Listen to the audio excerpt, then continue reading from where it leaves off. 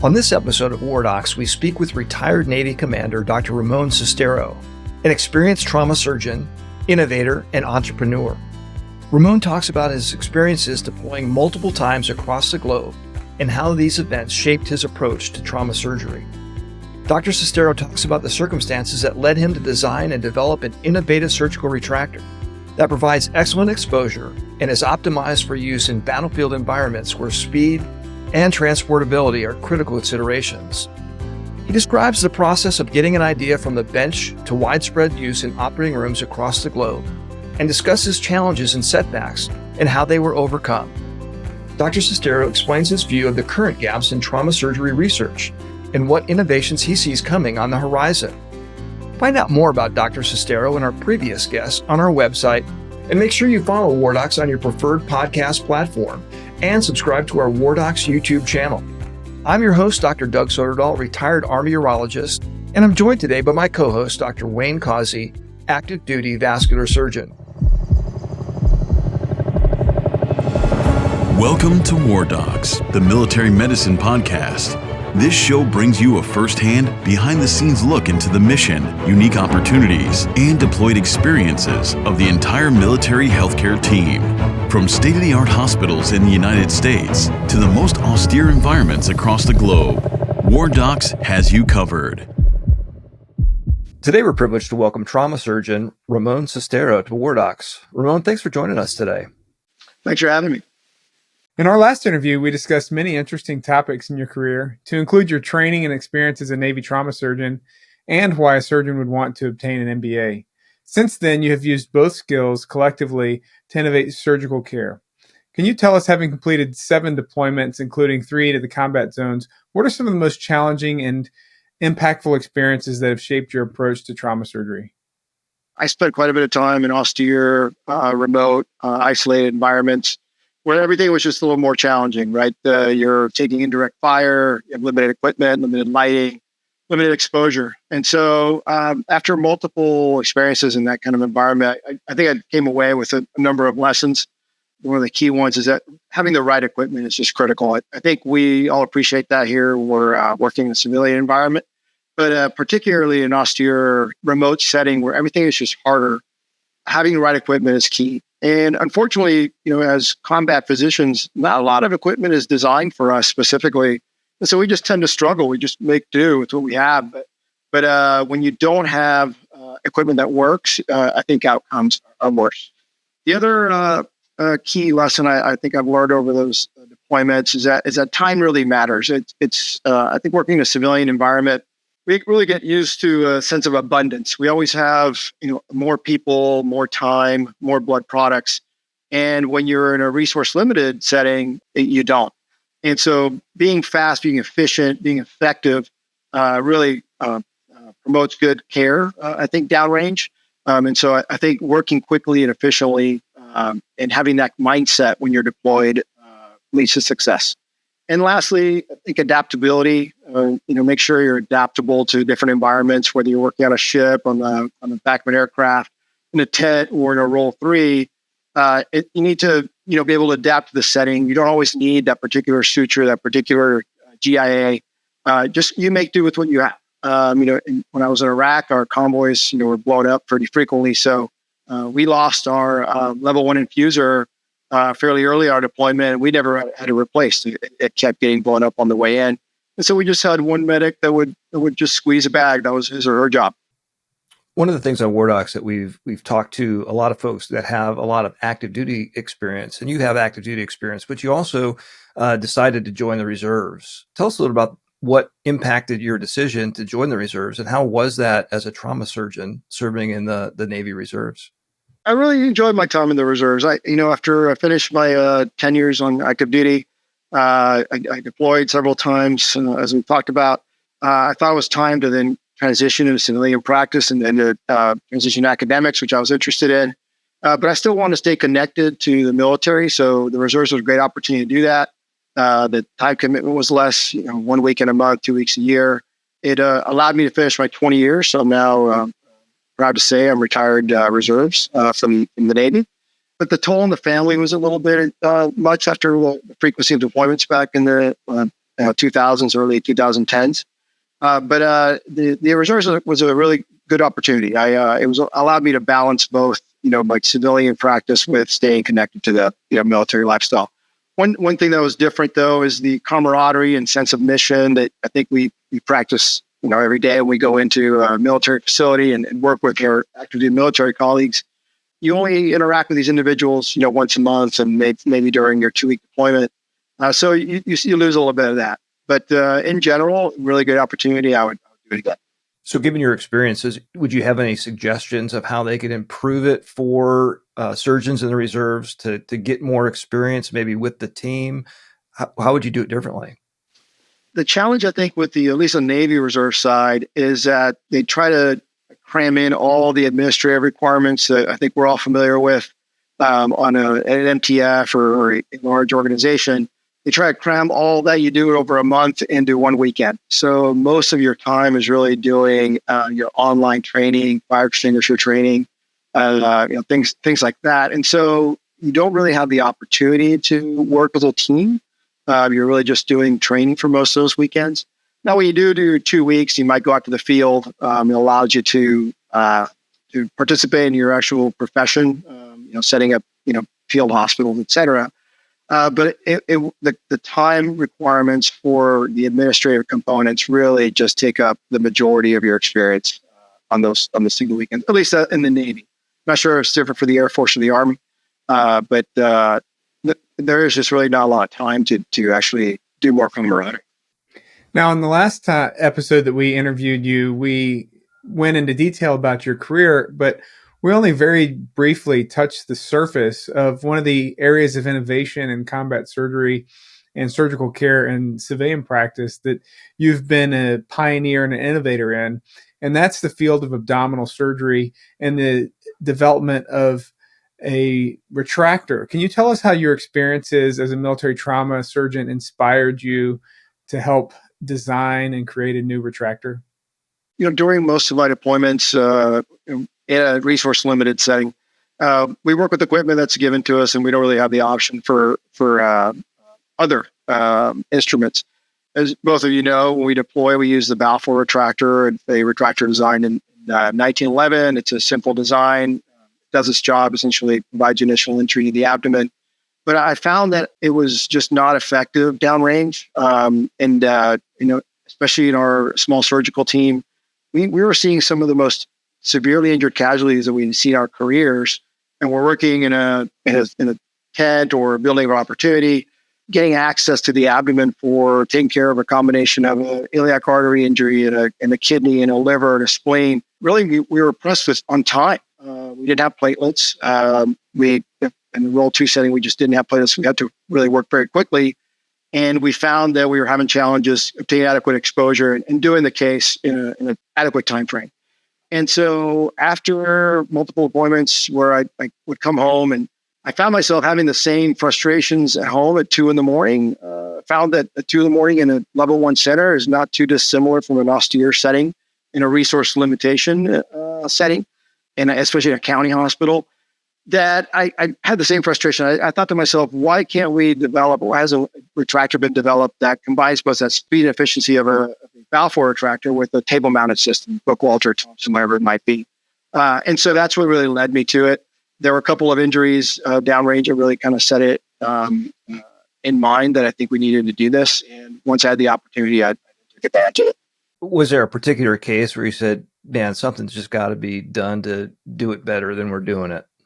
There were multiple cases that brought this frustration to life, but I think the one that really cemented it for me, it was a young soldier involved in a suicide-borne vehicle IED.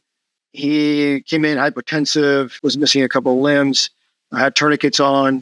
We resuscitated him in the ED, took him into the OR pretty quickly, and he ended up having just an assortment of bad injuries. He had a iliac artery injury. He had a kidney, liver, spleen, small bowel mesentery, and he'd already been bleeding quite a bit from being in the field. And we worked as quickly as we could. However, to get adequate exposure, my assistant, who was another surgeon, was tied up with a couple of handhelds. We had our tech in there with a couple of handhelds, and that just left me to create exposure and, actually do the procedure. So we got it done fairly expeditiously, but unfortunately we didn't make it. It took us too long. And I thought to myself after that, if we had something that worked better, could we have saved him? And so that's the patient I think that at least I struggled with. I'm sure I'm not the only one that struggled, not just downrange, but here in civilian practice, where if we had been faster, more effective, could we have made a difference? And I think that's the one that's cemented for me. Since you've innovated in the field of surgical retractors, have you done much research in looking into the history of surgical retractors? I know I, for one, trained in vascular surgery in University of California, San Francisco, and that's where an Omni retractor was designed. And so I'm just curious if you've looked into that research or the development of different retractor systems. Yeah, during this process, I became interested in it and how did this get done, and what prompted other surgeons to go down this path. And so a little bit of the history of it. Back in the Renaissance, when surgery was becoming more mature, initially it was just hands, and so from hands it became hooks to get tissues out of the way. The Sen retractor was probably one of the first ones to get invented. I think in the mid 1800s or so. From that, the Wheatlander self-retaining system came out. That was actually from a surgeon, Dr. Wheatlander, who worked at communities, or he was a community surgeon, and he found he couldn't get enough help. He didn't have enough surgical assistance. So he developed a retractor to kind of help himself. And so that just developed over time as the operations became more complicated. And there's a need for it. In the abdominal surgery space, it started again with hands, and then self-retaining system. I think the Smith retractor was one of the first ones that's similar to the Balfour. Balfour eventually got introduced in about 1911. It's still used today, still the most commonly used non-table-mounted retractor in the world. In the 1960s or so, then the table-mounted systems came along. The Brooke-Walter introduced his in 1978 or so. 1965 was a Thompson. He was a general surgeon actually selling his retractor in California out of his garage, really designing a retractor that needed to be better. And Dr. Brooke-Walter was incentivized by his experience at Harvard as a medical student, where he was frustrated that he was just retracting, falling asleep, and really not learning anything, just pulling hooks. And so that was his big impetus to create something better. He really just improved on the current systems that were available, the Smith and the other table-mounted systems. But he was one of the first ones to design one with a single post. And so that was one unique aspect of it. The other innovation was he created a system that we placed after the drapes. The other ones had to be placed before the drapes, so whether you positioned it correctly or not was an issue. And so those were two of his big contributions to the field of surgery. It's the most commonly used non-table retractor in the world. So take us a little bit behind the scenes of the process of designing and developing the retractor that you've worked on. How does it get from that back of the napkin initial stage into early prototypes and then into production? I decided that I would wait until I left the military to pursue this, just to simplify the process. I transitioned from active duty here at BAMC to University of Texas, UT Health San Antonio. I joined the faculty there. And I was throwing around some ideas in my head about what I would do if I had the opportunity. I didn't have a formal pathway. I received an email from the Office of Technology Commercialization, which is really their tech transfer office. And every major university has this. I didn't know they existed before I embarked on this. And it said, "Hey, do you have an idea?" And I said, "Yes, I do." And so you basically send in a description of it. You look a little bit into the commercialization and give some forecasts on where this could go. And then they do their own due diligence at the tech transfer office. And they saw that there was actually a potential commercial possibility here, potential for it. They will submit the patents for you for intellectual property protection, because without that, it's really hard to kind of go forward. And I applied for some grants for prototype development. I had teamed up with a biomedical engineer who was my co-inventor. We threw around some ideas and eventually got some funding for a prototype, built a very crude prototype. And then we didn't know the concept of blades under tension would support a ring like a Brooke-Walter system. And so that just hadn't been proven yet. We eventually found a cadaver opportunity to a study. and we tested it out in a laparotomy, and it worked. We're very, very happy to see that. And after that, the school asked me to form a company, because taking that next step from a functional prototype to commercialization and really doing the formal research and development, and it's fairly complicated and time consuming. I had a social colleague that had run companies in the past. He was available as a CEO. He looked at technology, and we decided to form a company around it. Did that, and then the next step was fundraising. This is not an inexpensive process. You have to hire individuals, hire attorneys, hire engineers. It's patent attorneys, and so it can be expensive. And so then we embarked on a friends and family round. We have a number of surgeon investors that have become part of the company, and from there we hired a art research and development engineering firm to develop it. Took us about 9 months or so to get to the final prototype. I brought in military surgeons, civilian nurses, techs, residents. And so I really wanted input from all stakeholders into how the process worked or the prototype worked. And once you had a final prototype, then we moved to commercialization. So we hired a sales team, did some market research, and then started here in San Antonio. UTL San Antonio was the first hospital. Brookline Medical Center was the second one, and then moved on to Austin. And now we're nationwide. In fact, we're international. We've gone over through 40 level 1 centers. Brookline Medical Center has it. Walter Reed, Fort Belvoir, Naval Medical Center, Lejeune, and the Canadian military has purchased it, or is in the process of purchase for their level 3 military hospital. So it's been a really fun process, but definitely it requires some dedication and time. So what did you find was your greatest challenge in this whole process? I mean, it sounds like the whole thing is a challenge, but what was the one biggest sticking point that you found? I think time management was the biggest challenge. So I was full-time surgeon at the university. I was an active faculty. I was a chair of the faculty senate. I was ICU director. I was also starting some leadership programs at the university to train our younger faculty on negotiation skills and some other administrative aspects of our everyday life. And so to balance, starting a company and having investor meetings, attorney meetings, sales meetings, R&D meetings with your full-time job, I was doing this post-call, weekends, nights. And so that became a challenge. So the way I solved that was going 75% one year and then 50% the year after that. And then after that, I decided I needed to either commit to the company to make successful or stay at the hospital. And now I'm full-time with them. So let's talk a little bit about the technology of this retractor. How is it different from other either table-mounted or self-retracting abdominal retractors? And I know that you have, I guess, a prototype or an actual one with you. If you could just explain, what is it that's different? What kind of exposure does it provide? How easy it is to set up? Whatever you want to say that's different.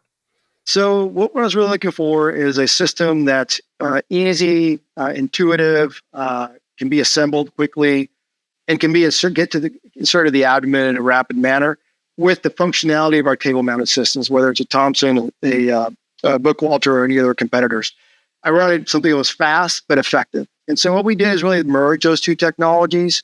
First of all, we want to make it very light. And so it's all titanium. The system, those 10 pieces, it can get assembled at about 16 seconds is our record. A couple of things we did is made a one-way assembly. So the components can only be attached one way. They can't be attached backwards as they can with many of our retractor systems. That's a frustration I think I've experienced, other surgeons have experienced when they get a handed a retractor that's been assembled backwards. And so we designed some things that I think are common frustrations with surgeons from the get-go. The whole system weighs 2 pounds. It can be adapted for different incisions. So these are the 4 blades that connect to the fascia. So basically you insert this in and adapt this out, similar to the Balfour system with that satisfying ratcheting sound so it's locked in. Once it's in place, you've got 4 points of contact on the fascia, and now you can attach Bookwalter components all the way circumferentially around it. So I have a demo here, the abdominal surgical model that we use for training, which I think will show that for you. And so imagine this being your standard, laparotomy incision. So you make your incision, this gets assembled by your tech, and essentially you just insert this. Now you clear your bowel from underneath your blades. This is just basically like your bowel 4 blades, and now you have 4 points of contact. And now one person on one side or one person can do this by itself. So you basically just ratchet it out. And now you really expose that abdominal wall, basically to the level of your Bookwalter. This ends up being a little bit wider than your Bookwalter system, so you get a little more lateral retraction. So you can get to operating right now, put a clamp on a bleeding structure, or just operate like this. There are some surgeons that like to operate just with this design and the way you see it. I prefer to add the Bookwalter components. So these are Bookwalter blades, or there are a lot of Bookwalter knockoffs. But if it works on a Bookwalter ring, you can attach anywhere here. The way we use it now, we recommend that the surgeons start off with it. Is starting to expand the corners. And so again, these are just Bookwalter blades, just like you haven't used before. So the familiarity of surgeons to using a system, it's really equipment that they already use. It's just in a different format. And so the way I do my cases now, I've done about 30, 35 cases with this. I basically start by putting 4 medium Richardsons on the corners.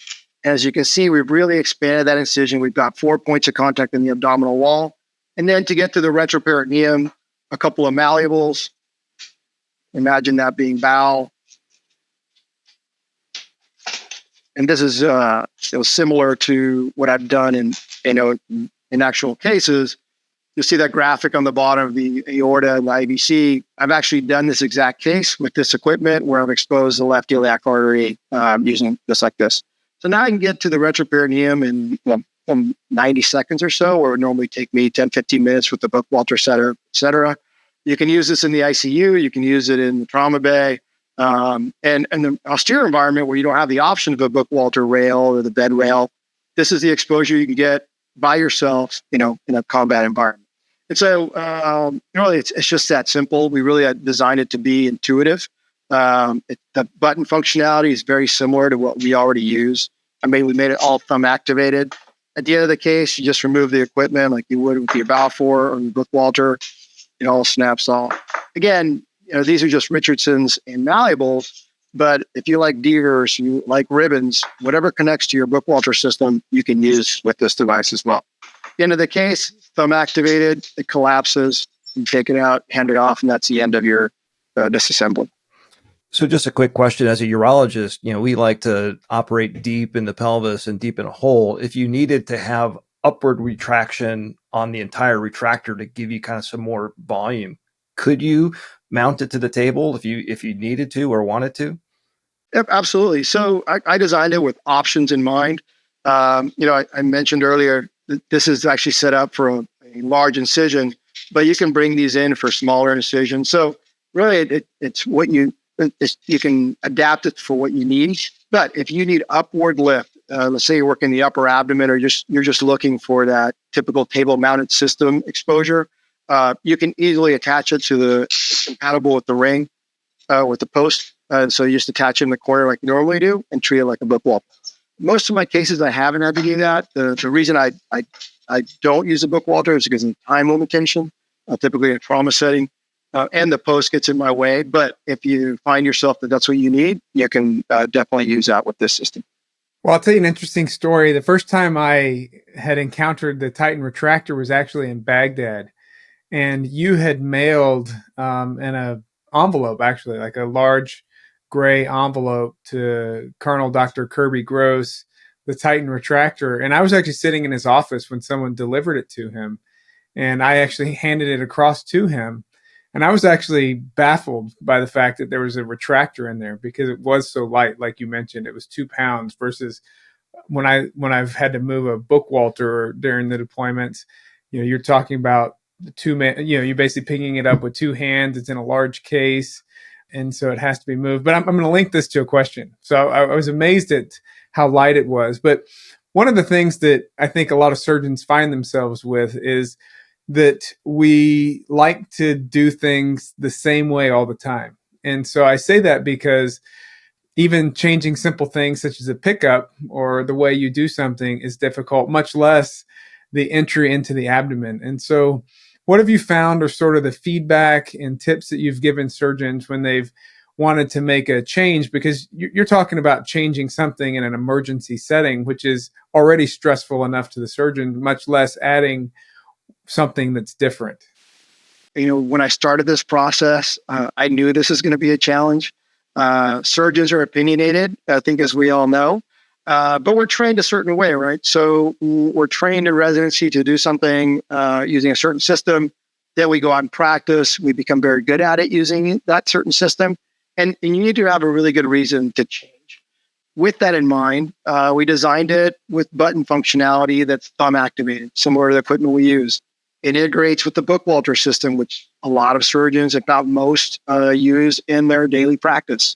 I created it so that the hurdle to get a surgeon to use it would be fairly low. In fact, it's so low that some surgeons say, well, I really like this device. I want to trial it. And I offer training. And they say, I don't need any training. It's a Balfour to Bookwalter. I know how to use those two systems, but I don't think I need it. And we tried that. Unfortunately, there are differences. I compare it to driving a rental car. When you get in your rental car, you know how to drive it. You're going to get out of that parking lot. You're going to get to your destination, but everything is a little bit different position, and you're going to get better the more you drive. And so I think it's the same with this retractor. It is different enough that it requires some training. So what we do is we do cadaver labs. I come in fact, I'm going this week to a hospital in Houston where I come with a cut suit or abdominal simulator, and I give them a 3-minute PowerPoint presentation. I let them use it. I suggest that they take it apart, put it together, because oftentimes that's challenging for your tech who may not know the technology. And so it requires a little bit of training, but it is so similar to what we already use that, after a couple of cases, you've been pretty good at it. What I tell surgeons is it's not magic. You do have to work with it a little bit. You have to familiarize yourself with it before the OR, before 2 a.m. And once you have 4 or 5 cases under your belt, now you can really get creative with it and use it, to its best ability. There are some surgeons that come up and say, the warehouse has been all my life. And there are others that are happy with their current system. And that's great. I really designed it for those that find that there's a need in the technology. And for those surgeons, it has worked really well. Well, this is probably an Army thing, but I have a colleague that used to drive everyone crazy because when he would try to assemble the Bookwalter, he would use the Army command of Bookwalter post. And so I think that may be one of the major things that would cause him to not want to change is he couldn't use his stupid command from the Army. But another question I had is, so this, it seems perfectly situated for abdominal surgery, but what about like flank surgery, perineal surgery, thoracic surgery? Where do you see the use of this type of retractor in other areas of the body? The design, especially during our R&D stage, I had it was difficult to design a product that can work for every patient, small, large, wide, obese, non obese. So we went through a number of prototypes as far as sizes, lengths, widths, et cetera. This is where I was talking about that I brought a lot of other surgeons in to get their opinions. What we ended up doing is going with this design that I find to be, I call it the 90% retractor. It works in probably 90% of cases. For the abdomen, it's really optimized for that. Now, we have had interest in other parts of the body. We have had interest actually from pediatric cardiac surgery team at a major university because they have challenges sometimes with obese children that they can't get the finishetto down to the chest. There's so much subcutaneous tissue in the upper part of the body that they just can't get it down there, and it actually has led to some poor outcomes. So they want to use this system to create space and then be able to insert the finishetto. So I have gone to the cadaver lab. I have tested out. I've been able to do thoracotomy with it. It's kind of unique because I can use Bookwalter blades to bring the lung up and actually isolate the aorta, which is not something we can do with the finishetto. But it's not designed for that, but it can be done for it. We use it in cadaver courses for clamshells. It works really well for that. It has been used by transplant surgeons in University Hospital for kidney transplants. So it can be used in any incision where you can fit this in, usually about 13 centimeters or greater. But if you need retraction of subcutaneous tissue and it's appropriate size, this retractor can be used. And for our listeners, when we hear the word finishetto, what we're talking about is a rib spreader. And so when you're doing a thoracotomy or you need a retractor that separates the ribs so that you can get into the thoracic cavity, there's actually particular maneuvers that military surgeons teach each other, particularly pre-deployment, where you flip it around backwards, et cetera, so that you can take it across the chest. Which he's talking about was the clamshell operation, where you actually extend the one chest to the other with a single incision all the way across the chest so you can get to the chest, the lungs, the heart, and everything that's involved. So on that military theme note, we talk now about large-scale combat operations, LSCO, and multi-domain operations. What do you think are the features that are going to be necessary if we do go to one of those large-scale conflicts where we're encountering large numbers of casualties? I think over the last 20 years, we've been very accustomed to counter-surgery operations where we really own the battle space. We own the air, most of the land.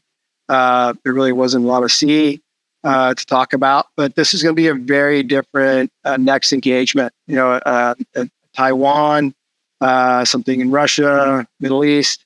This is going to be, from what at least what I've read, much more similar to the casualty numbers we saw in World War II, where during Operation Overlord, I think there were upwards of 2,300 casualties per day. That's not what we saw at all, during our combat experience. So I think it's going to be a lot different mentality. The number of casualties is going to be significantly more. And so we're going to need to be more efficient, more effective, faster, essentially, especially with the limited number of surgeons that we may have at that point if the current trends continue. The other difference, I think, is going to be the prolonged field care component of it. The fact that we're able to do damage control surgery far forward, basically stopping bleeding and contamination, and almost immediately on a phone call, getting them to the next level of care to a number of vascular surgeons, neurosurgeons, whoever you might need. I think those days are long gone. We are going to be holding on to patients for much longer. We won't be able to transfer them as quickly. So those initial damage control procedures may be reoperated on by the same surgeon in a forward environment to really do more of the completion.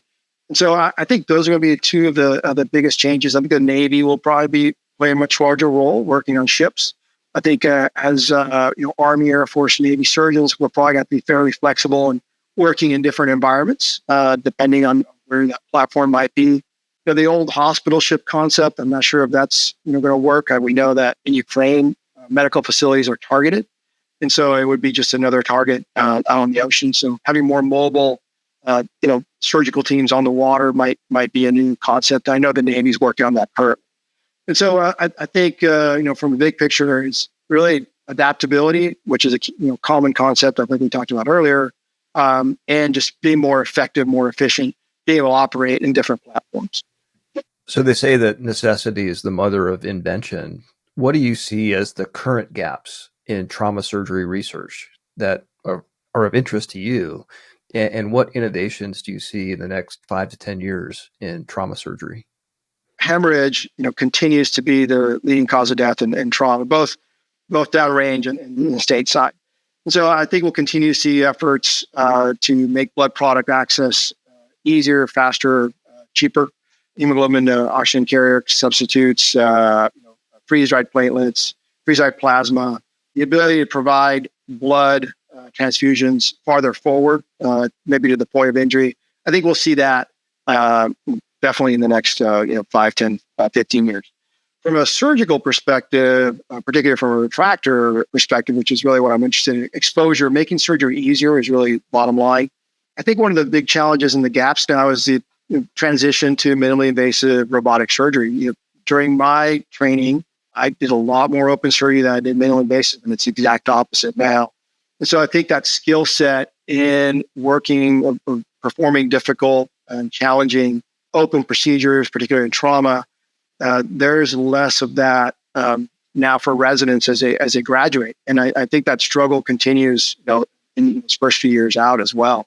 And so how do we replace that? Training and simulators is challenging. So I don't have an answer for that. But what I do know is the easier it can make exposure for any surgeon, the better they're going to do in the operator.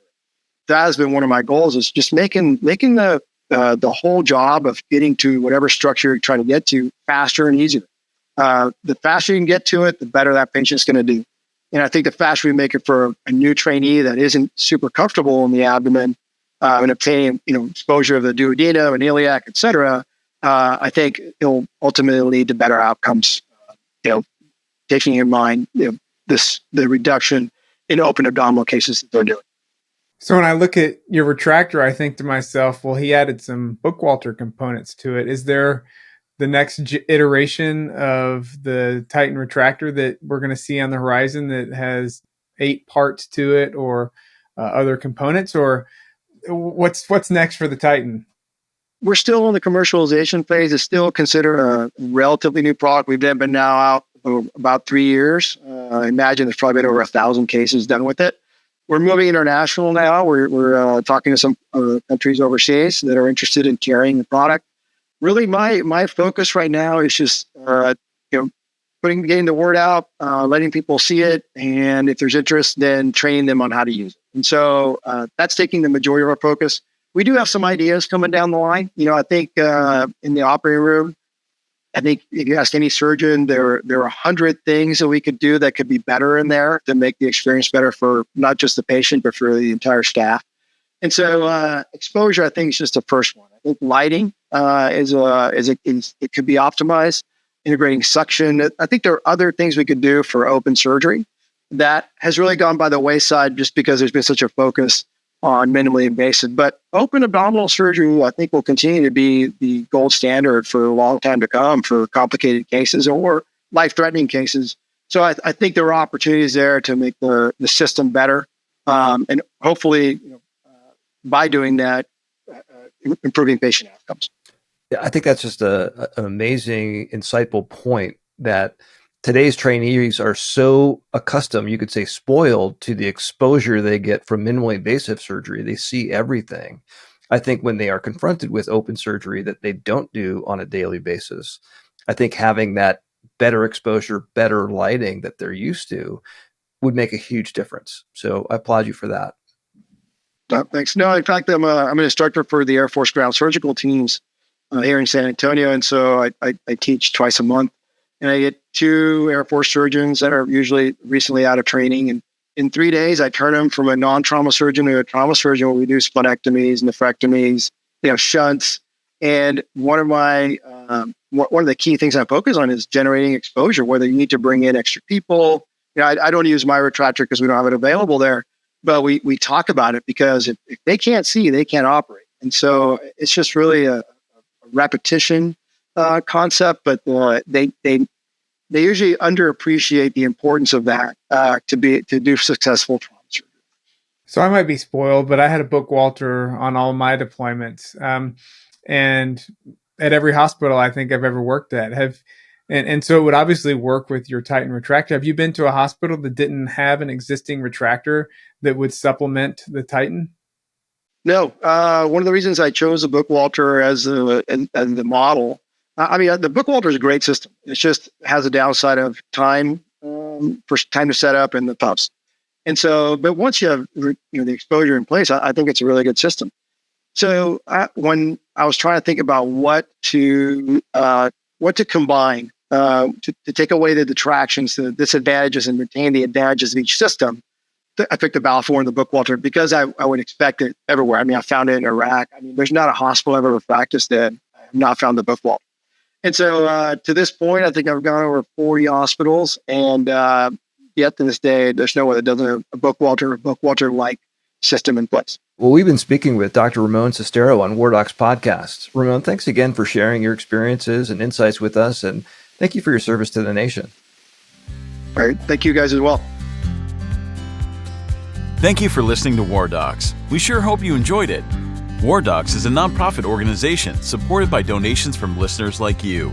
Please follow and subscribe to our show on whatever platform you consume your podcasts, and rate and review this episode, and share the show with your contacts on social media. Find out more information about our show, our guests, and how to become a member of Team WarDocs on WarDocsPodcast.com. Thank you for your support. If you like war stories and medical drama, WarDocs has you covered. Spread the word.